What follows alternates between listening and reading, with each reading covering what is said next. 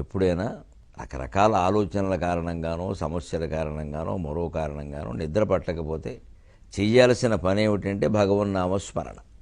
ఎలాగోలా మనస్సును మళ్లించడమే. మళ్లించడం ఎలాగా అనద్దు, మళ్లించడమే అంతే. దానికి ఎలాగా అనేది ఉండదు, మళ్లించడమే సాధనం అంతే. మళ్లించడం ఎలాగా అంటున్నామంటే తోసేస్తున్నాం అన్నమాట విషయాన్ని. ఎందుకంటే మనస్సే మనం పక్కకి తప్పుకోవడం అనేది మన చేతుల్లో ఉందా, ఎవరి చేతుల్లోనైనా ఉందా?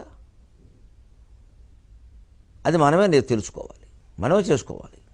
అటువంటిప్పుడు ఒక పద్ధతి ఏమిటి అంటే బలవంతంగానైనా సరే భగవన్నామాన్ని దానికి అలవాటు చేస్తే, ప్రాణవాయువుతో సహా దాన్ని సగర్భజపం చేస్తూ అలవాటు చేస్తే ఆ రాత్రులన్నీ కృపాపాత్రములు అవుతాయి. అదే పద్యం సారాంశం.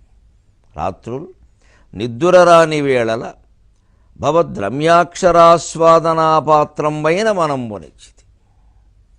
ఎప్పుడైనా నిద్ర పట్టకపోతే నమశివాయ నమశివాయ అని జపం చేస్తుంటే అమ్మయ్య ఈ రాత్రి ధన్యమైంది కదా, నిద్ర పడితే పట్టకపోతే అనిపించాలి.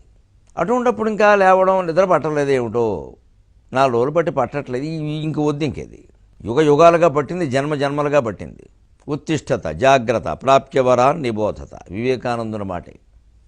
లే మేలుకో, శ్రేష్ఠుల్ని అడిగి తెలుసుకో, తత్వజ్ఞానం పొందు, అదే లెక్క. అందుకని అది ఎంత తొందరగా పొందాలంటే దాని ప్రయత్నం ఇదే, నామస్మరణే. ఎందుకు ఈ అనవసరపు ఆలోచనలు? ఈ సృష్టి గురించి ఎంత ఆలోచిస్తే తెగులుతుంది? ఎన్ని రహస్యాలు తెలుసుకున్నా ఇంకా తెలుసుకోవలసినవి ఉంటాయి. ఏది తెలుసుకుంటే ఇంకేది తెలుసుకోవలసిన అవసరం లేదు, ఏది తెలుసుకుంటే అన్నీ తెలుసుకున్నటువంటి సంతృప్తి కలుగుతుందో, అన్ని కోరికలు నశిస్తాయో, అత్యంత ఆనందాన్ని పొందగలుగుతామో అది తెలుసుకోవాలి. ఏనాశ్రుతం శృతం భవతి అమతం మతం అవిజ్ఞాతం విజ్ఞాతం తద్విజిజ్ఞాసస్వ తద్బ్రహ్మేతి. ఇది వేదం, ఉపనిషత్తులు చెబుతున్నమాట. ఏది వింటే ఇంకేది వినాల్సిన పని లేదో, నీకు వినపడనవి కూడా అప్పటి నుంచి వినపడుతూ ఉంటాయో, ప్రత్యేకంగా సంకల్పం మాత్రం చేత. దూరశ్రవణ శక్తి అనొచ్చు, ఏదైనా అనొచ్చు. అంతకుముందు అభిప్రాయాలుగా ఒప్పుకోనవన్నీ ఏవి అర్థమైపోయి ఒప్పుకోవాలనిపిస్తుందో, అస్పష్టంగా ఉన్నవన్నీ స్పష్టమైపోతాయో, అవిజ్ఞాతం విజ్ఞాతం, అంతకుముందు తెలియనివన్నీ తెలిసినట్టుగా అనిపిస్తూ ఉంటుందో, తెలిసి వస్తూ ఉంటాయో, తద్బ్రహ్మేతి, అదే పరబ్రహ్మ. తద్విజిజ్ఞాసస్వ, దాని గురించే చింతించు. ఇది ఉపనిషత్తులు చెబుతున్నమాట.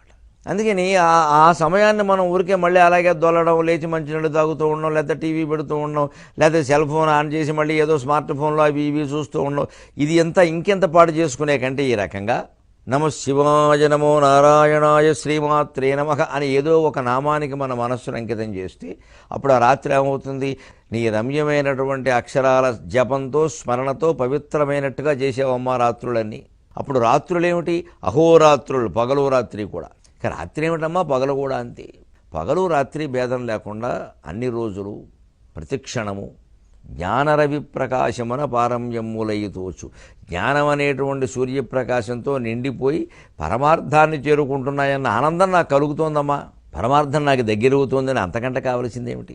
అప్పుడు ఆ మనిషి జీవితం ఎలా ఉంటుందంటే, ఆ భక్తుని జీవితం దీనికోసం ఆత్రపడండి. ఇది కావాలి, అది కావాలి, ఇది లేకపోతే నేను ఉండలేను, ఇలా జరిగితే నేను ఉండలేను. ఎలా జరిగినా వాడు ఉంటాడు.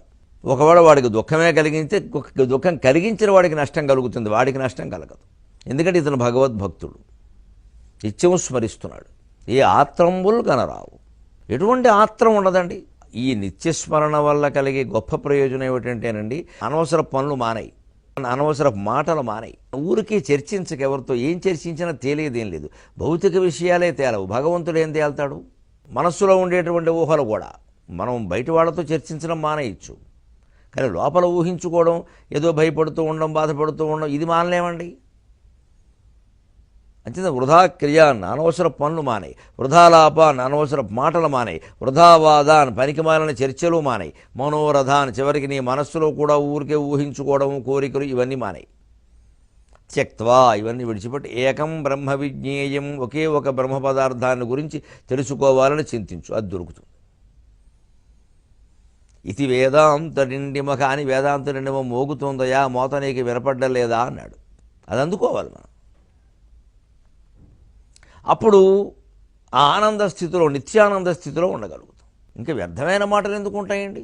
అసలు మామూలుగా కర్తవ్యపరంగా మాట్లాడవలసిన మాట కూడా ఎంతవరకు అవసరమో అంతవరకే మాట్లాడతాం, అక్కడ ఆపేస్తాం.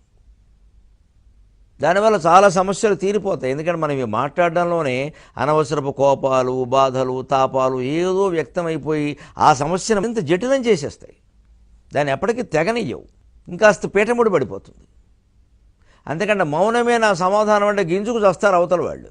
ఒక మౌనం కొన్ని లక్షల మాటలకి సమాధానం. అది దాంట్లో ఎన్ని ఊహలైనా ఉంటాయి. మీ మౌనాన్ని నేను ఇలా అర్థం చేసుకున్నాను అంటే అది నా ఉద్దేశం కాదు, నువ్వు అలా అర్థం చేసుకుంటే నేనేం చేయను. ఎలాగైనా తప్పించుకోవచ్చు మౌనంగా ఉంటే. ఎందుకంటే రాగద్వేషాల్లో పడి కొట్టుకునే వాళ్ళకి మౌనంగా ఉండడం సాధ్యం కాదు. వాటికి అతీతంగా ఉంటే మౌనంగా ఉండగలం.